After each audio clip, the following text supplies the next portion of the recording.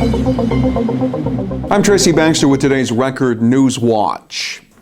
Okay, thank you very much. The resolution has passed. It passed, barely.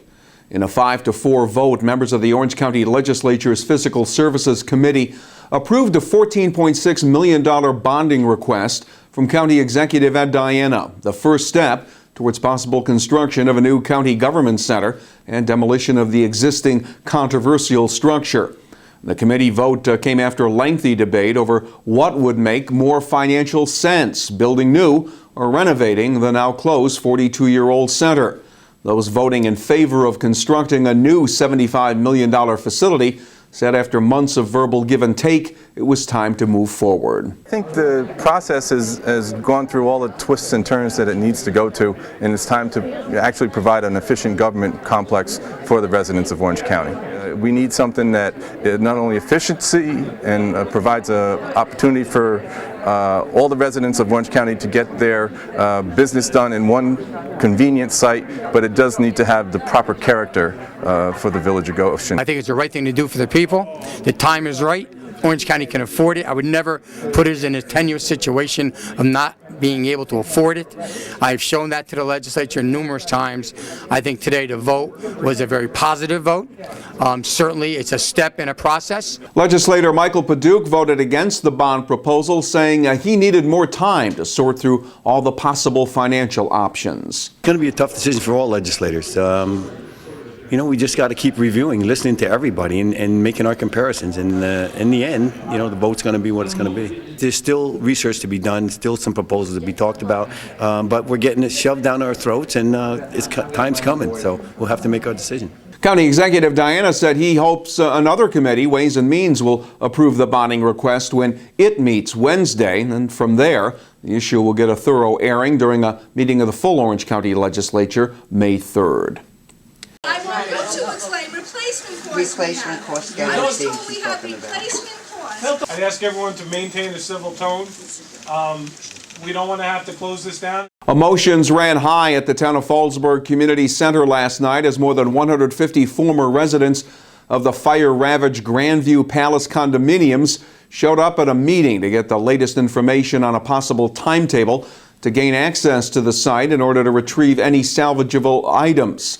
The Fallsburg Town Board voted to condemn the entire property last night since most of the 396-unit complex burned to the ground. Many of those now homeless who attended used the meeting as a place to voice frustration and fear for the future. Town officials did not provide any information on the possible cause of the fire, but Grandview management did say some of the victims might be allowed onto the property later this week to collect belongings. Registered Republicans here and across the state have the opportunity to vote today in a presidential primary that is expected to be won by the GOP frontrunner, former Massachusetts Governor Mitt Romney. Predictions were for a low voter turnout in the region today, with 95 delegates at stake here in New York State. Today's primary balloting will determine the makeup of the state's delegation that will be sent to the Republican Party convention this summer. Polls are open until 9 p.m., even if Romney wins as expected in New York and in the 4 other states where primaries are being held today. He won't get the total delegate count he needs to wrap up the nomination until California's primary, June 5th. Opening arguments began today in Orange County Court in the murder trial of Todd Sinclair, the Village of Florida man, charged with a fatal shooting in Port Jervis last year. Sinclair was arrested shortly after 21-year-old Randy Kaiser was gunned down while sitting in his car on the night of February 2, 2011. Prosecutors say Sinclair chased down Kaiser's car, then shot him through the driver's side window. Sinclair's attorney has said his client's mental state may have been impacted as the result of a prior ATV crash. Evaluations conducted by 2 psychiatric experts determined that Sinclair is mentally competent to stand trial. State police say he reported the thefts from the store where he worked, but their subsequent investigation determined that it was Michael Cook himself who was responsible for the stolen money. The 23-year-old Liberty man was arrested for felony grand larceny. State police say Cook stole about $2,700 in cash from the register at the Majek furniture store in the town of Wawarsing. A cook, a store employee, was also charged with making a false written statement. It's a facility that will provide specialty care for an estimated 300 babies each year at Orange Regional Medical Center. And on Monday, officials at the town of Wallkill Hospital showed off their new neonatal intensive care unit that is scheduled to open May 1st within their Rowley Family Birthing Center.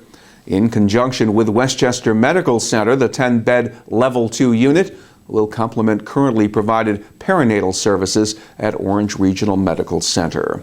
And he's one college student who's landed a summer job by going into business for himself. Beginning in May, 19-year-old history lover Andrew Schroeder will be offering one-hour guided walking tours of Milford, providing insights into the borough's historic buildings and points of interest. Schroeder, a Delaware Valley High School graduate and current student at Sussex County Community College, has created Black Bear Tours. His walking tours will be offered on Fridays and Saturdays at a cost of $8 for adults, $6 for seniors and children. And if all goes well, Schroeder hopes to make Black Bear Tours an annual summertime business venture.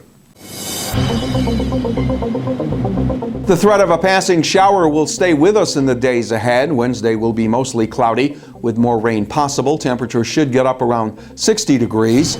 Some sunshine in the morning Thursday, then clouds move back in, along with more possible shower activity. The highs will reach the upper 50s. Make Record Online your source for breaking news throughout the day, and pick up a copy of tomorrow's Times-Herald Record for a complete wrap-up of all the day's events, as well as a look at what's ahead. For Record Newswatch, I'm Tracy Baxter.